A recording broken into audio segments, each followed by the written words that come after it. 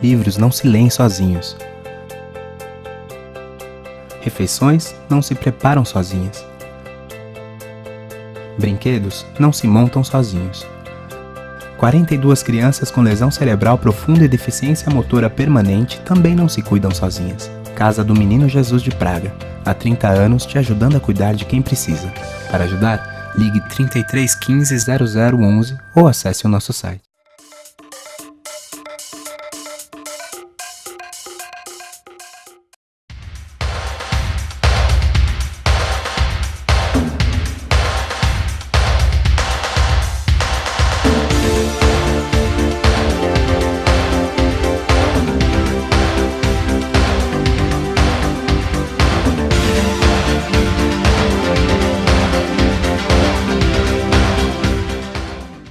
O que a gente mais faz hoje em dia é clicar. Pena que o destino da maioria desses cliques é esse, o desperdício. Você sabia que apenas um clique pode ajudar a combater a fome no nosso estado? É só acessar cliquealimentos.com.br e dar um rumo mais digno aos seus cliques. A mesa de quem tem fome. Doar pelo Clique Alimentos é gratuito e não demora nem um minuto. Faça a sua parte. Clique para quem precisa. www.cliquealimentos.com.br.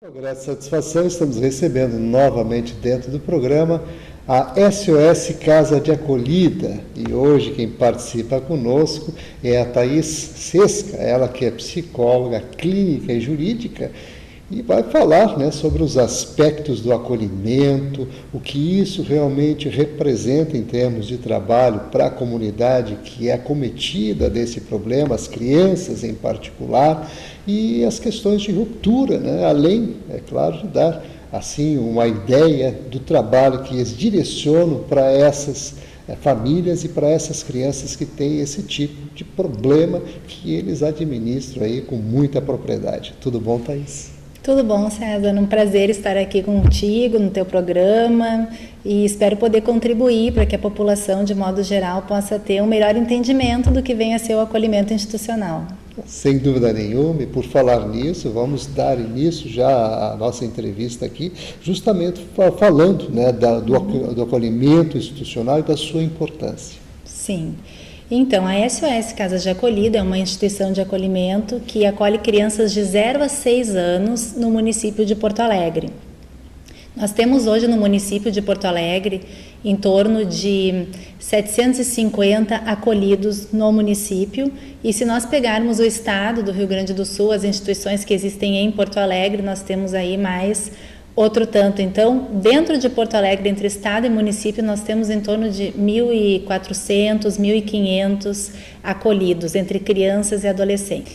E destes, então, a SOS Casas de Acolhida optou, ao longo dos anos, desde lá de 1997, né, optou por se ocupar das crianças de 0 a 6 anos. O nosso Estatuto da Criança e do Adolescente prevê o acolhimento de 0 a 18, mas devido ao grande número de crianças nos últimos 10 anos que vem da realidade do crack, que essa é uma realidade que nos acomete muito nos últimos 10 anos, muitos bebês passaram a ser acolhidos. Antes nós tínhamos crianças que conviviam com as suas famílias e por alguma questão precisavam ser afastadas, questões que envolviam abuso psicológico, abuso sexual, abuso físico. Hoje o que nós mais temos como demanda de acolhimento são crianças, bebês recém-nascidos, cuja mãe, ela engravidou no crack, ela gestou no crack, ela pariu no crack e ela não fez nenhum vínculo psíquico com essa criança. No momento em que o bebê nasce, que ela tem o alívio físico do nascimento, ela vai embora do hospital, deixa esse bebê na maternidade e esses bebês são em grande número e cada vez mais precisam ir para o acolhimento institucional. Então a SOS Casas de Acolhida atende esta parcela que não é pouca, né? E faz um recorte no Estatuto da Criança e do Adolescente, atendendo então de 0 a 6 anos. Realmente tem assim, um papel importantíssimo e é claro que a gente lastima, inclusive, que a questão da droga, do crack principalmente, acometendo famílias, né, e jovens, né, por excelência, boa parte, pelo que você colocou aqui, são mães que estão lá, às vezes nem percebem que engravidaram, ou engravidam no crack, como você diz, e a criança acaba nascendo naquele estado, imagine só, se não tiver alguém que realmente acolha, que dê a atenção necessária, porque a pessoa que pariu ali, ela não se sente mãe, na verdade, como você colocou, ela tem um alívio, né, de estar ali descartando, vamos dizer, uma pessoa, quer dizer, é realmente algo muito terrível, muito pesado. E essa situação, assim, já que a gente entrou nessa linha de raciocínio, a questão da ruptura, como se dá isso? Então, no momento em que esse bebê ou essa criança chega no acolhimento institucional, nós temos que pensar que é um dos momentos mais difíceis da vida de um ser humano. Por quê? Porque se é um bebê recém-nascido, ele saiu de um meio intrauterino, onde até a respiração funciona de uma forma diferente, né? Dependente. É um meio aquoso, né? Ele vem para um meio aeriano, ele chega num ambiente onde até aprender a respirar é necessário. E nesse momento ele perde todas as referências dele, porque ele sai do útero materno, que era o que ele conhecia até então, e vem para um mundo onde o cheiro daquela mãe e o espaço acolhedor daquela mãe já não existe mais. E essa mãe, muitas vezes, deixa de conviver com essa criança. Se é uma criança maior, ela também tinha como referência a casa onde ela morava, aquela mãe, aquela avó, aquela tia, e passa a não ter mais. Então, quando essa criança chega para nós no acolhimento, digamos que existem 4 eixos de trabalho, né? O primeiro é o atendimento à criança. Vamos olhar para essa criança, como é que ela reage nas primeiras 24 horas, como é que ela reage na primeira semana, no primeiro mês. Quais são os atendimentos que ela necessita? São atendimentos físicos? Ela é exposta ao HIV? Ela é exposta a sífilis? Ela tem danos emocionais realmente já muito profundos? É um bebê que tem síndrome de abstinência porque foi exposto ao crack na vida intrauterina? Né? E essas síndromes de abstinência, elas são realmente muito preocupantes, porque esse bebê, ele tem uma hipertonia muscular, ele fica rígido, ele tem uma voracidade para mamar, ele é um bebê recém-nascido que tu vai dar um mamar, aquele mamar, em questão de segundos, terminou. Ele tem choros intensos e não se acalma muitas vezes no colo. E problemas respiratórios, isso também é bem importante. Ele tem problemas respiratórios severos, que causam diversas internações por bronquiolite nos primeiros anos. Né? Geralmente de 0 a 1 ano é o mais complicado. Então é uma criança que necessita de muita atenção e esse é o nosso primeiro eixo de atenção. Nosso segundo eixo é a família. Né? Precisamos buscar essa família. Né? Às vezes a mãe está no momento em que ela não pode dar conta, muitas vezes o pai não é referido, não é reconhecido, mas ela tem uma família extensa, como a gente costuma chamar. Ela tem uma mãe, ela tem uma tia, ela tem uma irmã e nós vamos em busca dessa família. Nós quem? A dupla técnica do acolhimento institucional, a psicóloga e a assistente social. Se faz visita domiciliar, né? Se faz um entendimento daquela dinâmica familiar. Muitas vezes aparecem familiares que dizem eu posso cuidar, eu desejo cuidar, existe um espaço psíquico e físico para mim cuidar dessa criança. Às vezes não. Às vezes existem famílias que dizem, nós já acolhemos diversos filhos dessa mãe e nós não temos mais como absorver nenhuma criança. E às vezes falam isso com muita dor porque gostariam de poder dar conta, mas não dão mais conta. Né? Então esse é o segundo eixo, o trabalho com a família. O terceiro eixo seria o trabalho com a rede de atendimento. Então, para dar conta do plano com essa família, para que essa criança possa retornar e para dar conta dos cuidados que essa criança necessita, nós precisamos contar com uma rede de atendimento, com o hospital, com a unidade básica de saúde, com o conselho tutelar, com os CRAS, que são os Centros de Referência em Assistência Social, que fazem todo um suporte para as famílias. Então, é uma série de atores nesse processo que precisam estar diretamente envolvidos para que a gente possa sair da alta complexidade, porque o acolhimento institucional dentro de uma rede de serviços sociais, ele está dentro da alta complexidade, para que a gente possa tirar essas famílias da alta complexidade e voltar pelo menos para a média complexidade. O que é a média complexidade? Bom, ser atendido pelo Conselho Tutelar e pelo CRAS. É uma família que não funciona bem sozinha, mas que com algum amparo acolhe os seus e consegue manter os seus dentro do lar.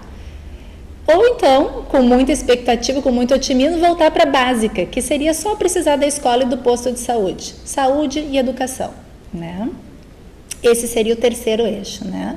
E o quarto eixo é o acompanhamento das cuidadoras, cuidar de quem cuida, porque isso é importantíssimo. Então, nós temos uma equipe dentro da SOS Casas de Acolhida que trabalham nos turnos manhã, tarde e noite.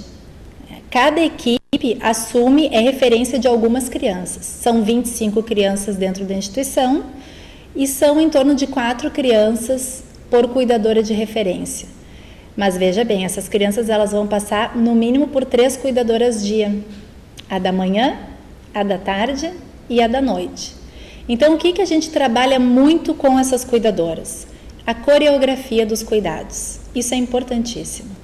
Que se as cuidadoras que se ocupam dessas crianças não são sempre as mesmas, como seria a mãe com o seu bebê, que os cuidados sejam os mesmos.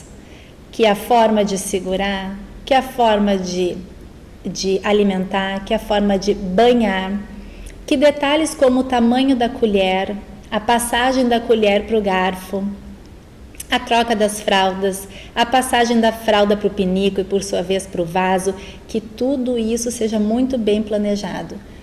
Porque isso dá para a criança uma sensação de previsibilidade. E o psiquismo de um sujeito em desenvolvimento precisa de previsibilidade para se organizar.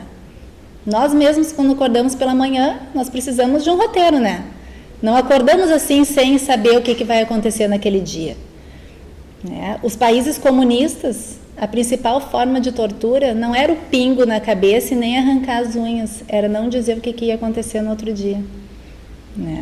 Então, realmente, a questão da previsibilidade é o que organiza os sujeitos. E isso é um trabalho que a gente faz com muito cuidado dentro da instituição. Realmente tem aspectos aí de alta complexidade, como você colocou, desafio, de fato, lidar com essas situações extremas. E a ruptura realmente ela se torna algo, de algumas vezes até agressivo para as crianças, né? E a intermediação de vocês é fundamental para que isso, vamos dizer, tenha, no mínimo, alguns atenuantes que possam resgatar essas crianças e que possam realmente dar uma orientação e um caminho a seguir com mais tranquilidade. Mas, doutora Thaís, vamos fazer um breve intervalo, em seguida a gente retorna, vamos tratar de mais alguns aspectos, em especial aí a realidade das famílias e, claro, ainda situações que vão ser colocadas aqui dentro do programa. Então, continue ligado que no instante só a gente volta. O que a gente mais faz hoje em dia é clicar. Pena que o destino da maioria desses cliques é esse, o desperdício. Você sabia que apenas um clique pode ajudar a combater a fome no nosso estado? É só acessar cliquealimentos.com.br e dar um rumo mais digno aos seus cliques. A mesa de quem tem fome. Doar pelo Clique Alimentos é gratuito e não demora nem um minuto. Faça a sua parte. Clique para quem precisa. www.cliquealimentos.com.br.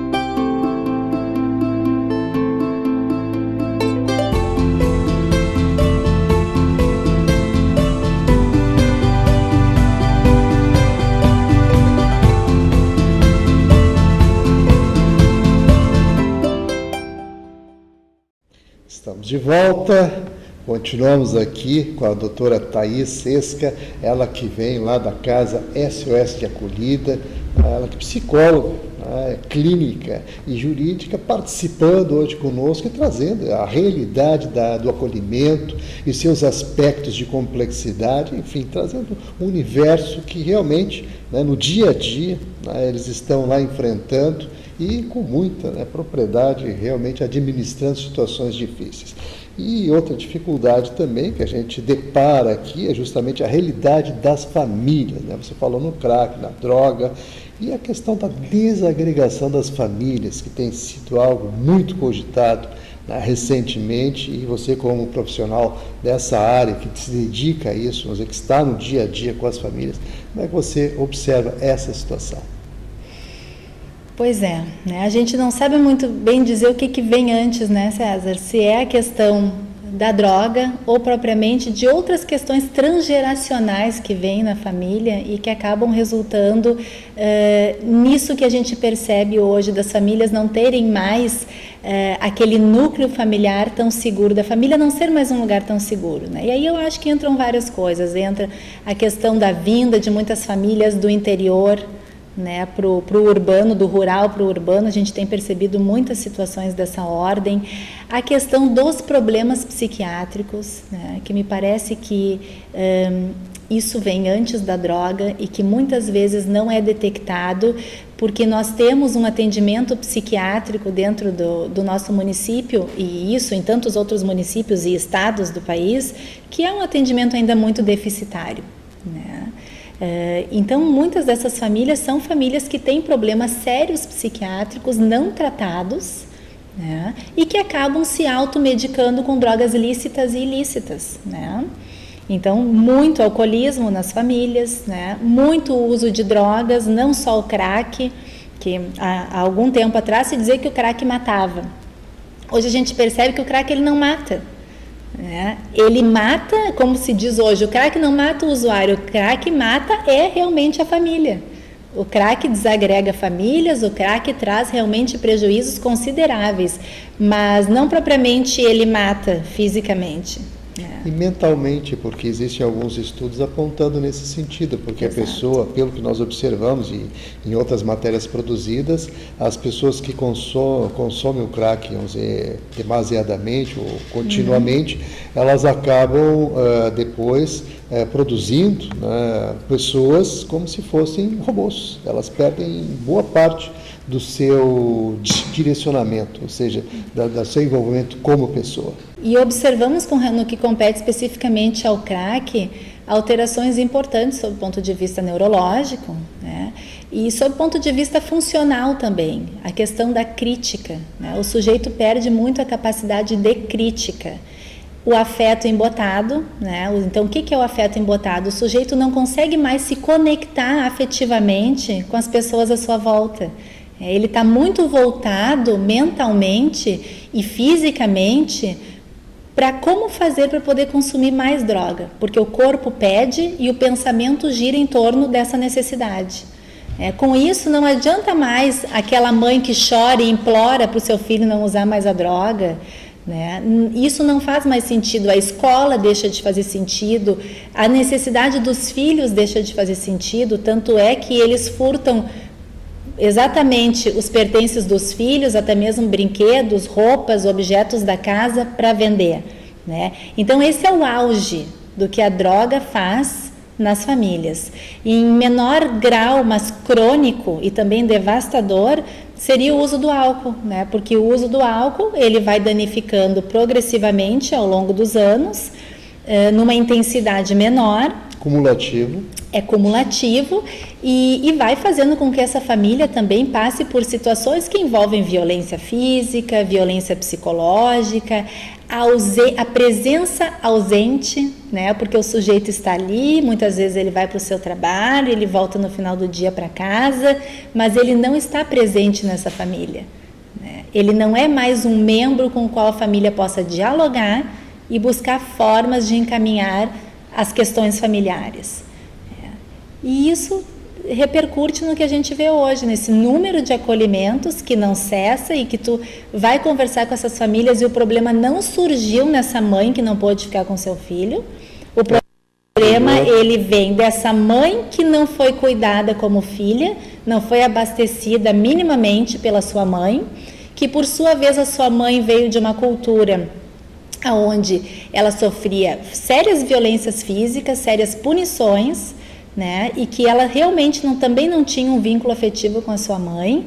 E tu percebe ao longo da avaliação que, bom, nem essa mãe tem para dar, daqui a pouco nem essa avó tem para dar, né? E às vezes existe a bisavó, porque são mães muito jovens, mas também essa bisavó às vezes não tem para dar, né? Porque realmente não recebeu. E é uma realidade realmente muito, muito triste. A realidade dessas famílias realmente hoje são assim, algo que tem que ser muito bem refletido, inclusive pelas autoridades, nas ações sociais, a exemplo do que a SOS Casa de Acolhida está desenvolvendo, justamente para atender essa demanda, mas de 0 a 6 anos, que foi o que vocês realmente direcionaram aqui em Porto Alegre, né? É bom salientar que estivemos aqui também com outra colega presente aqui, onde eles dão atendimento de 0 a 18 anos. Né? Então, existe assim a distinção, só para a gente deixar claro com relação ao trabalho que você desenvolve. Mas assim, doutora Thaís, estamos chegando aos minutinhos finais, era aproveitar evidentemente eles para que a senhora então se dirija mais uma vez ao público que está aí atentamente assistindo o programa, né, para dar uma orientação a essas pessoas, né, e como elas devem, deparando com alguma situação, como elas devem proceder. Então, acho que é importante colocar nesses minutos finais a importância de que a sociedade civil como um todo entenda que a causa da criança e do adolescente é uma causa de todos, em todos os sentidos, tanto do ponto de vista da denúncia, no momento em que se depara com uma situação de violação dos direitos, como maus tratos, como qualquer tipo de violência verbal, física, sexual, que isso possa ser denunciado. Nós temos o Disque 100, que funciona já há um bom tempo e que é efetivo nisso. Temos também os conselhos tutelares, que são 10 micro-regiões em Porto Alegre, em todas as regiões de Porto Alegre tem um conselho tutelar. E importante também que a sociedade possa pensar em formas de poder contribuir para o desenvolvimento dessas crianças que hoje vivem em acolhimento. Né? Nós temos o benefício da adoção, que é um benefício importante, que também ocorre, que seria a pauta de um outro encontro, né, César? Sem dúvida. Mas nós temos também que pensar que no momento em que essas crianças estão dentro de um acolhimento, é um momento que precisa de ajuda não só da instituição, mas da sociedade civil. Como ajudar? Fazendo voluntariado, atendendo diretamente essas crianças, dedicando 2 horinhas da semana para estarem ali, ou ajudar mesmo com mantimentos. Por exemplo, na nossa instituição, hoje nós usamos 3.200 fraldas mês, né? São quase 600 litros de leite mês. Os bebês de 0 a 6 meses usam leite NAN. Quem é mãe, quem tem bebê, sabe o quanto que um leite NAN custa, uma lata, imagina para tantos bebês. Então, existem várias formas simples que não oneram as famílias e que podem ajudar muito no desenvolvimento dessas crianças que são tuteladas hoje pelo Estado, pelo município, pelas instituições e que precisam realmente do amparo da sociedade como um todo. Agradeço esse momento, espero que possamos nos encontrar em outros momentos e espero que o público possa se sensibilizar para a temática, assim como eu vejo exemplos formidáveis de pessoas que se sensibilizam e possam nos ajudar de alguma forma. Muito bem, então vamos mais uma vez a repetir. Disque 100, você pode contribuir, colaborar, denunciar, deparando com alguma situação aí de violência à criança, é um dever do cidadão. E o telefone também da SOS Casa de Acolhida, ele se coloca à disposição para dar orientações aqui em Porto Alegre, 3335-1333, DDD 51. Então, doutora Thaís Sesca, muito obrigado pela participação, parabéns pelo trabalho.